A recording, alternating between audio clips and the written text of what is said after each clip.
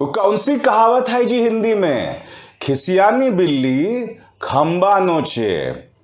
दिक्कत क्या है भारतीय जनता पार्टी के साथ दोस्तों कि जहां इनकी सत्ता नहीं आती, कुछ दिनों बाद वहां सरकार को अस्थिर करके सत्ता हासिल कर लेते हैं। जहां इनके हाथ से सत्ता चली जाए कि बस इनके नथुने फूलने का नाम नहीं लेते।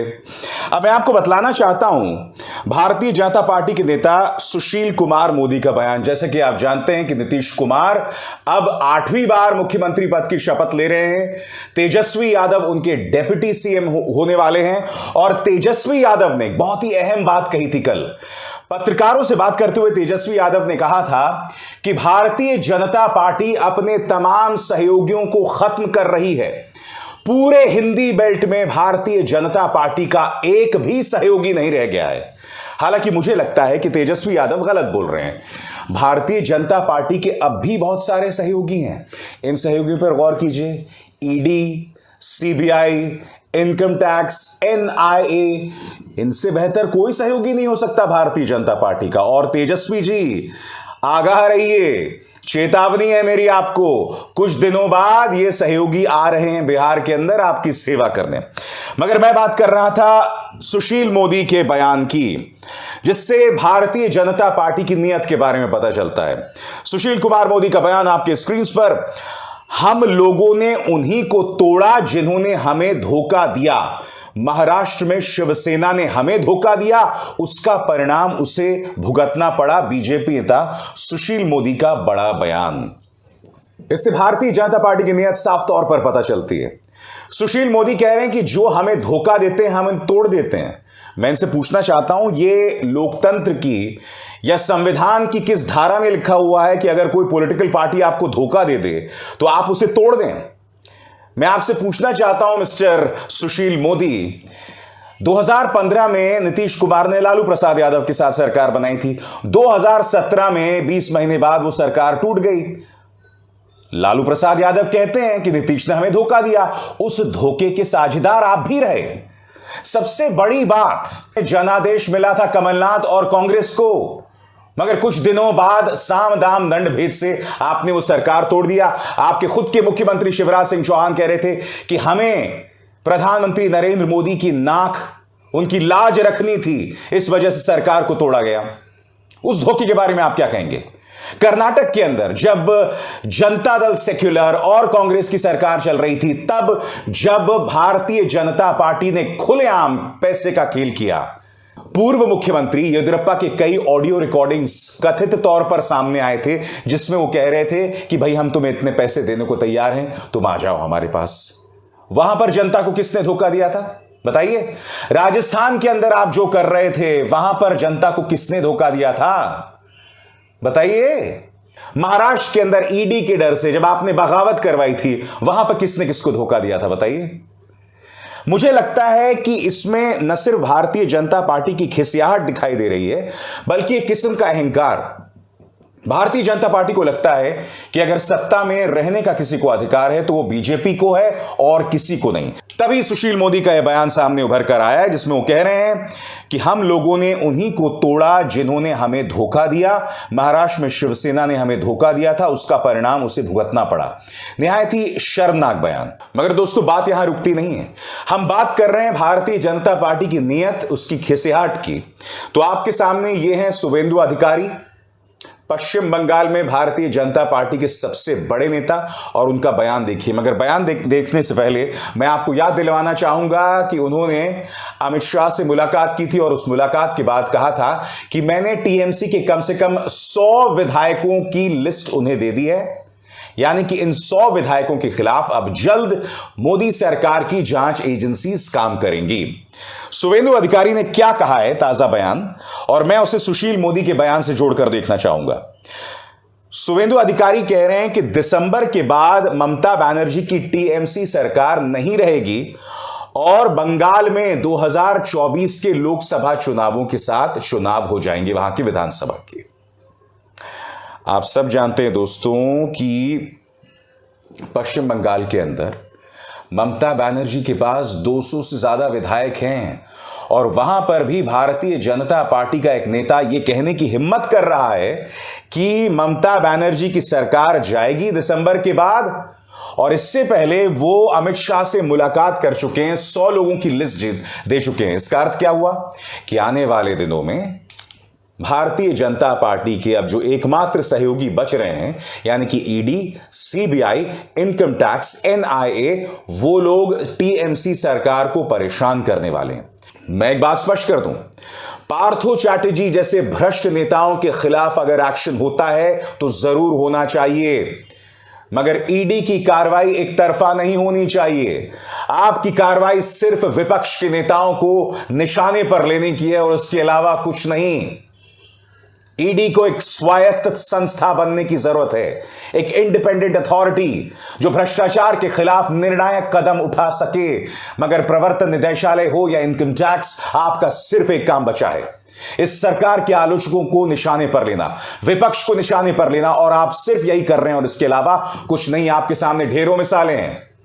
राहुल गांधी को 5 दिन तक बुलाना और उनसे पूछताछ करना एक ऐसे मामले को लेकर जो पहले मोदी सरकार 2015 में बंद कर चुकी थी। स्वर्गीय वित्त मंत्री अरुण जेटली ने कहा था इस मामले में कुछ नहीं है। जी हां, सोनिया गांधी थी जिन्हें 3 दिन तक बुलाया गया, अनिल देशमुख जो अब भी ईडी की गिरफ्त में है, नवाब मलिक जो अब भी ईडी की गिरफ्त में है, सत्येंद्र जैन जो अब भी ईडी की गिरफ्त में है। ये तमाम चीजें बतला रही हैं कि आप सिर्फ जांच एजेंसीज के जरिए विपक्ष को ब्लैकमेल करते हैं और उस पर एक्शन लेते हैं, और नीतीश कुमार ने आपका पर्दाफाश कर दिया। नीतीश कुमार भी जानते थे कि आप बार बार उनकी जड़ें काटने की कोशिश कर रहे थे, इसलिए उन्होंने आपके पैरों तले आपकी जमीन खिसका दी। नीतीश ने जैसे को तैसा किया।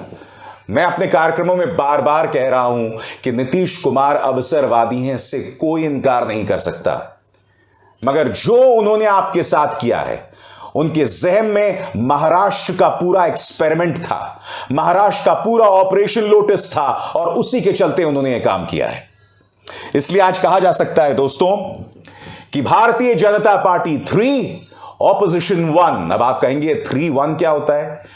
यानी कि भारतीय जनता पार्टी में 3 सरकारें गिराई, कर्नाटक, मध्य प्रदेश, महाराष्ट्र, और विपक्ष के खाते आया बिहार। यानी कि बिहार में वही किया विपक्ष ने जो भारतीय जनता पार्टी साम दाम दंड भेद से, ईडी, इनकम टैक्स, एनआईए से, पैसे के दम से, सीक्रेट इलेक्टोरल चंदे से आए पैसे से लगातार विपक्ष के साथ करती थी। कम से कम नीतीश कुमार ने रिजॉर्ट पॉलिटिक्स नहीं की। क्यों? सही कहा या गलत कहा? और सबसे बड़ी बात, भारतीय जनता पार्टी के अध्यक्ष जेपी नड्डा ने कहीं और नहीं, बिहार के अंदर कहा था कि अगर भारतीय जनता पार्टी की ताकत बढ़ती गई तो हम क्षेत्रीय दलों को खत्म कर देंगे। आपको याद होगा जनता दल यूनाइटेड ने इसकी आलोचना की थी, और खुद जेपी नड्डा साहब को यह बात समझनी होगी कि इस देश का लोकतंत्र तभी बना रहेगा जब इस देश का संघीय ढांचा बना रहेगा। इस देश का संघीय ढांचा तभी बना रहेगा जब इस देश के क्षेत्रीय दल बने रहेंगे। भारतीय जनता पार्टी करना क्या चाह रही है? पंजाब में अकाली दल खत्म कर दो, महाराष्ट्र में शिवसेना खत्म कर दो, पश्चिम बंगाल में तृणमूल कांग्रेस खत्म कर दो, साउथ में जाओ तो डीएमके को खत्म कर दो, नवीन पटनायक को खत्म कर दो, अरविंद केजरीवाल को दिल्ली में खत्म कर दो।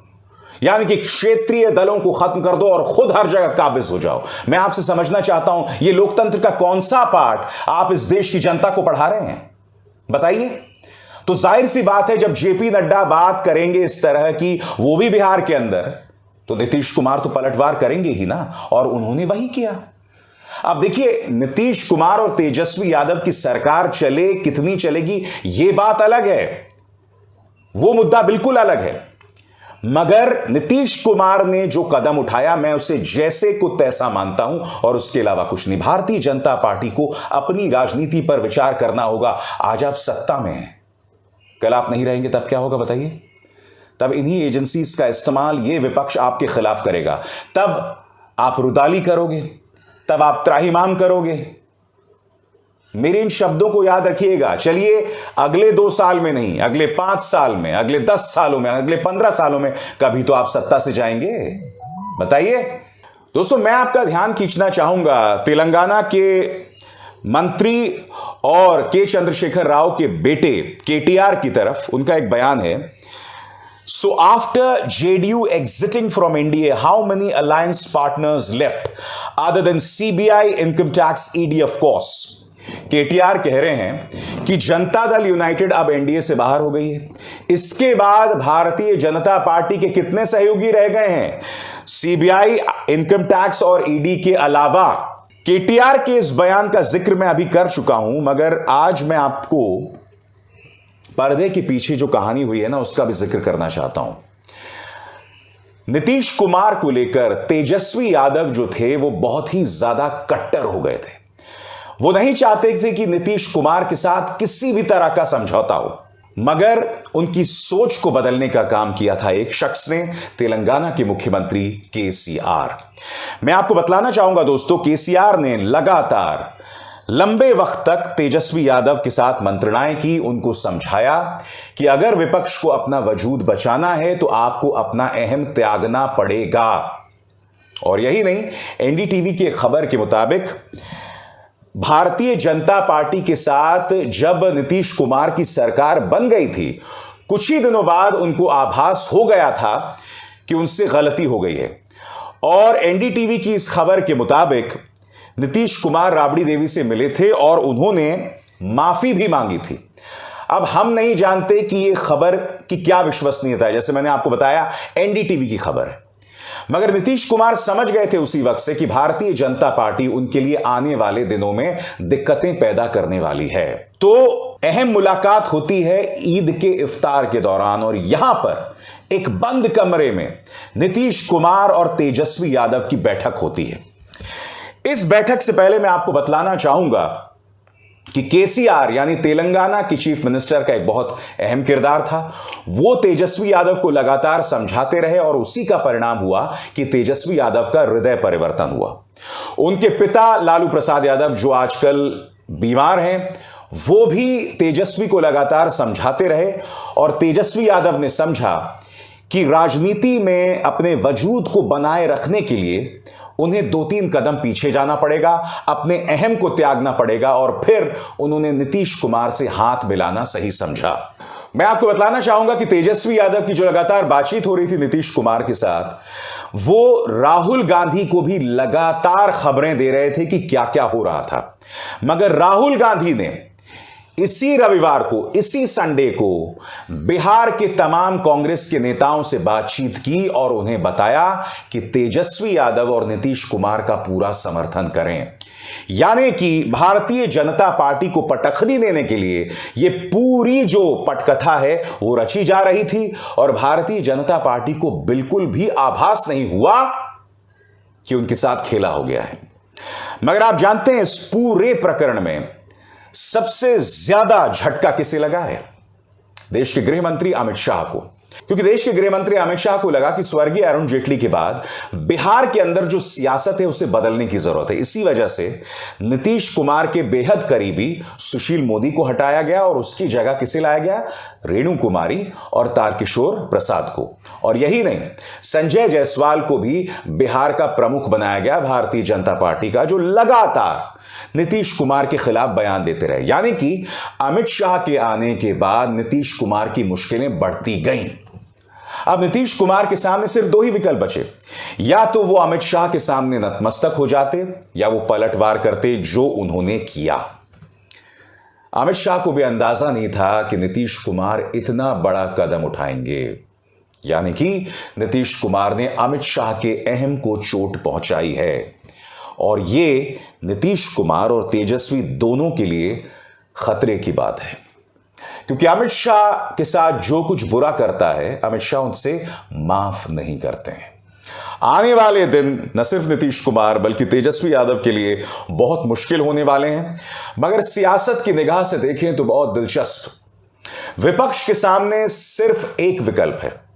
मैं जानता हूं कि कांग्रेस के कई विधायक नतमस्तक होते आए हैं। आपको याद होगा झारखंड के अंदर क्या हुआ था। झारखंड के अंदर 3 विधायक पकड़े गए थे कांग्रेस के, उनके पास लाखों रुपए थे और यह बताया जा रहा था कि इस पूरी साजिश के पीछे हेमंत बिस्व शर्मा का हाथ है, जो आला कमान के कहने पर काम कर रहे थे। कुमार जयमंगल नाम के एक विधायक ने कहा था कि हमें 10 करोड़ का ऑफर किया गया था और स्वास्थ्य मंत्रालय का पोस्ट भी। ये तमाम चीजें सामने उभर कर आ रही हैं। यकीन मानिए दोस्तों, या तो विपक्ष पूरी तरह से नतमस्तक हो जाए या फिर एक ही विकल्प है, वही रास्ता जो नीतीश कुमार ने दिखाया कि आपको भारतीय जनता पार्टी का मुकाबला करना पड़ेगा, जो साम दाम दंड भेद से सरकारें गिराती आई है। बहरहाल देखना है कि हमारा जो विपक्ष है उसमें कितना दम है, क्या वाकई उसके पास रीढ़ है, क्या वाकई वो कुछ कर पाएगा। क्योंकि अगर शुवेंदु अधिकारी की माने तो महाराष्ट्र के बाद अब बारी है झारखंड, राजस्थान और पश्चिम बंगाल की। वैसे अगर शुवेंदु अधिकारी इतने बड़े भविष्य के ज्ञाता होते तो उन्हें बिहार का तो पता होता।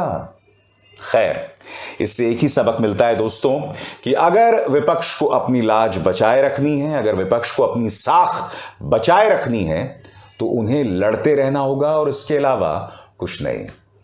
अविसार शर्मा को दीजिए इजाजत। नमस्कार।